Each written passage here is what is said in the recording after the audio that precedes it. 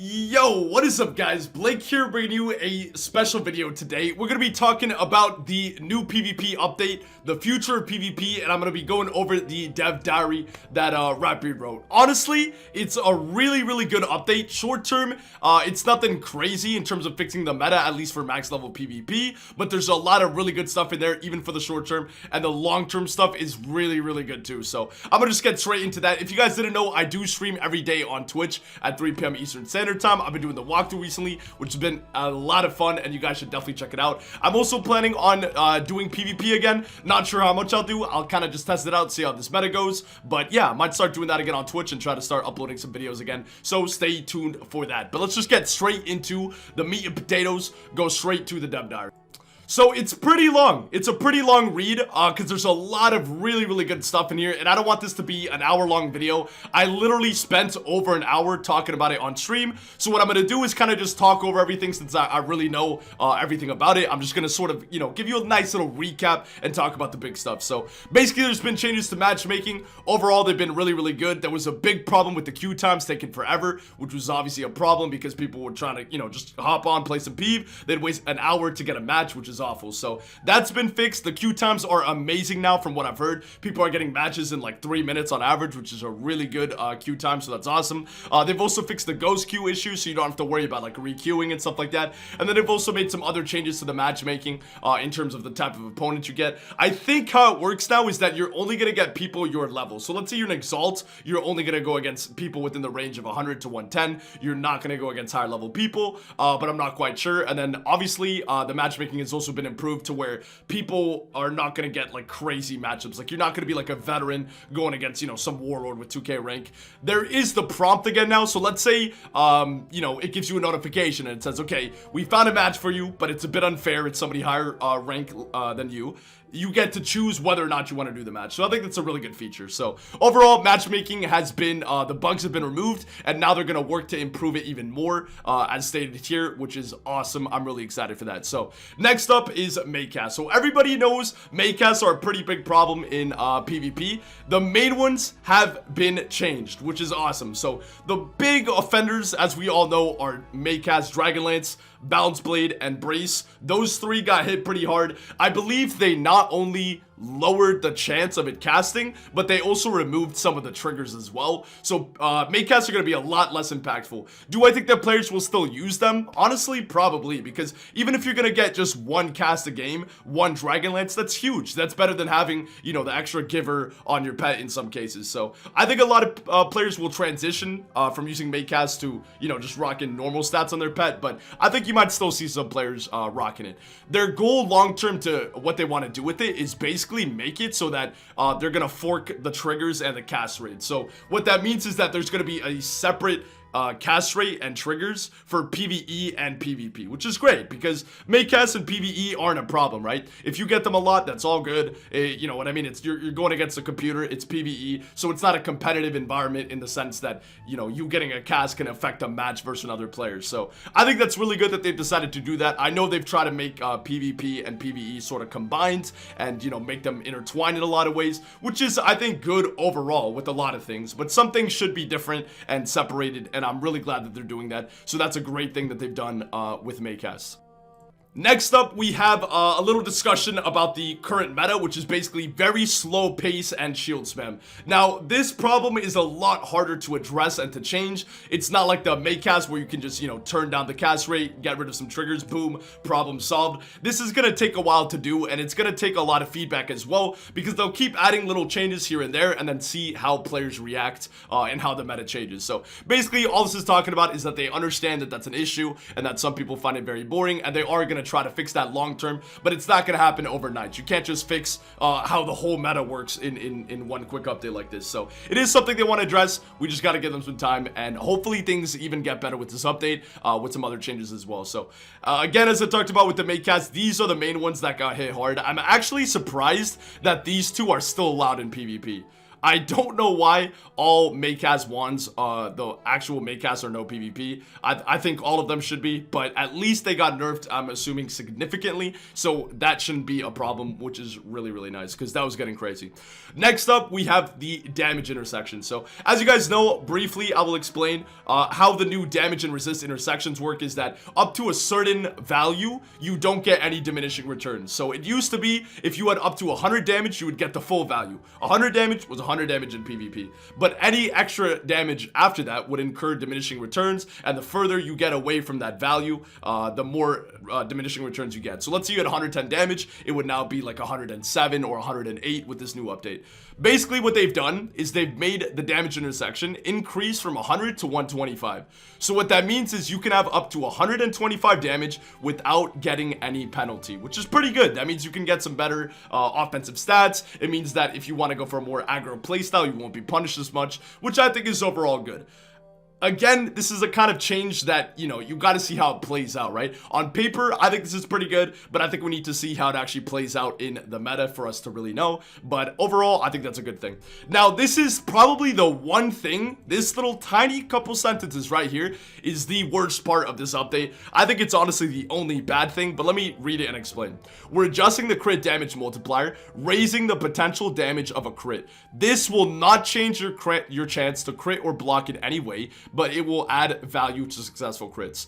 So essentially what this means is that everybody's gonna crit and block the same as before. Nothing changes. Your actual crit numbers and block numbers, like they don't change, but your crit is gonna increase. So essentially what that does is just give free damage to everybody, which I think is not a good idea. It's really unnecessary, and it's sort of just like it's very sort of random, like you either crit or you don't crit, and it's gonna make a bigger impact. What I would suggest that they do with crit is what they also did with the shad rating, which is basically make it less powerful but make it more effective. So your crit and block rating should actually matter, and it should mean something. Having high crit should mean something. Having high block should mean something, which right now it doesn't really do that. Unless you have like 200 more crit than your opponent, you really don't notice that much of a difference, to be honest with you. Maybe with this update that changes a bit, but I think that crit and block should be less powerful in the sense that it impacts the match less. But let's say you want to go for a crit build, or let's say you have gear that gives you good crit, or oh, I want to run this row but it doesn't get blocked, then you have to make a gear sacrifice for that. So just arbitrarily giving everybody more critical damage, I don't think is a good idea. I think that's pretty bad. I think on average before this update, people were getting about a 7% multiplier depending on your crit, block, stuff like that, and now it's like 15. So they basically doubled it, which I think is very unnecessary and not good for the game, but we'll have to see how that plays out. So this is literally the only thing from this update that I think is bad. Next up, they're just talking about matchmaking and how it works, kind of explaining it more into detail. The option prompt, like I talked about, I'm not going to go into that too much. This is awesome. They have enabled PvP as free to play for everybody. So if you don't have a membership, you can still do PvP for free right now. You do not need to pay crowns or anything like that, which is awesome. You do have to be level 20, so you can't just, make a level 1 boost or whatever. You do have to be level 20 to unlock that feature, but yeah, it's awesome. They've also said that they want to do, for 5th Age, some version of free-to-play PvP. They're worried about boosting, which I understand is a legitimate concern, but I think making PvP free-to-play is much better than worrying about boosting. So I think that they should definitely make PvP free to play, which I think is good for the community and for new and returning players, right? And then they can also address boosting, but they shouldn't just be like, okay, nobody gets to do, we're not going to do free PvP because we're afraid of boosting. I think that would be kind of stupid, so hopefully they go through with it. But yeah, for now, if you're level 20 or higher, PvP is free to play, which is fantastic. Alright, moving on. This is like the future stuff, and these things are really good, and I'm super happy about it. Health stat changes. So essentially what he's talking about here is that Life, Death, and Storm will all get an increase to their base health. Not their gear. That might change in the future, but they're not doing that right now. But those 3 schools are going to get an increase in their base health, which I think is fantastic. Especially Storm. They really need a boost in their health, especially with all the things that have happened in the game recently. I think that's going to help them a lot. And then Life and Death also getting health is never a bad thing. So every other school is not going to lose more than 20 points of health, but they might get adjusted a little bit. So yeah. the pet Maycast, we basically already talked about it. It's essentially exactly what I said before. They're going to continue to look at all Maycasts. No Maycasts are safe. And even though I personally would prefer that Maycasts are no PvP, that's just not going to happen. So we need to come to a middle ground where Maycasts are still in the game, but they become a fair and balanced mechanic as much as they can be for being RNG. That is not too impactful on the game, but still, you know, something that's fun and can spice up a match. So they're still going to be auditing all of them, and they'll keep looking and seeing if, you know, the meta shifts to different Maycasts, whatever. So that's good that they're like aware of it and that they're going to stay on top of it. Moving on real quick, Taunt Pacify. Basically, they're making these spells work how they do in the Caramel spells with Shadowhorn and Grenadier. If you use Pacify on an opponent, that opponent cannot hit you while they're under the Pacify effect, unless it is an AoE. And if you, or let's say your minion, uses a Taunt card, then the opponent must attack whoever casted the Taunt for whatever the duration is, unless it's an AoE again. So that'll be pretty interesting. We'll see how that plays out. This real quick, they just say that they kind of want to make minion AI a little bit better, so that minions are more valuable, I guess, in PvP, especially at, you know, higher levels, which I think is pretty cool. I would love to see more minion strats, but I don't think that they should make it a minion meta, as they said here, where it's like, oh, you need to minion, otherwise you're at a disadvantage. I just think if you want to go for a minion setup, it's a viable strategy, and that would be cool. This is mostly about low level, so I don't want to get too much into it, but basically they're doing treasure card gating, which is where you can't use TCs out of your level. So let's say you're level 30, you can't use Orthrus, for example, which is a level 48 spell, but you can use a spell that's within your range. So let's say you're level 40, which is Master. Orthrus is unlocked at level 48. You would be allowed to use any spells within the range of 40 to 49. And that goes for every single level, you know, 20 to 29, 30 to 39, etc.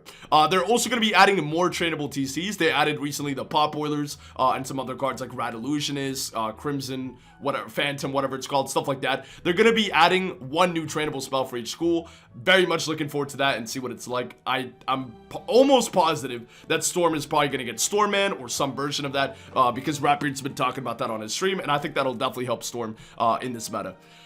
Next up is the future Elo system.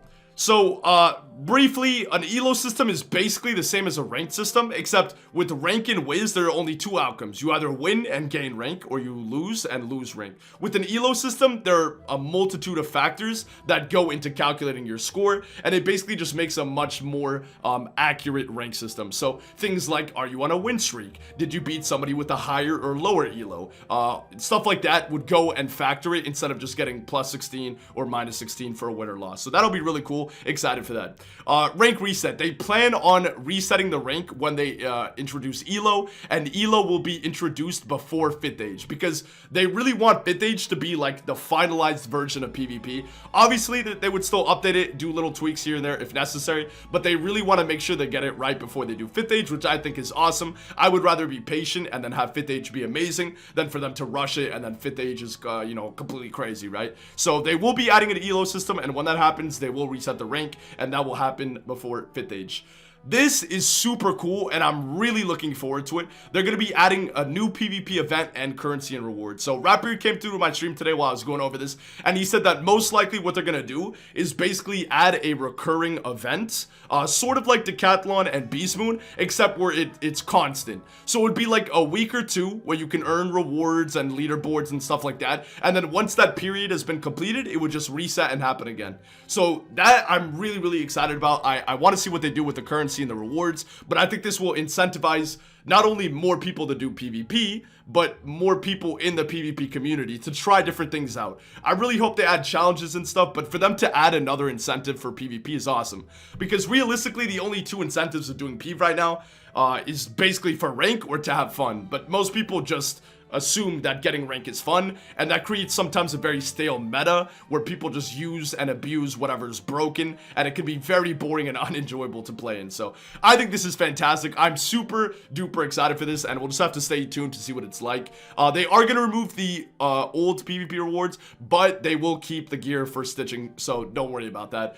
The gear stats itself will probably become obsolete. So yeah, that's basically everything in the dev notes. Again, overall, I think this is really solid.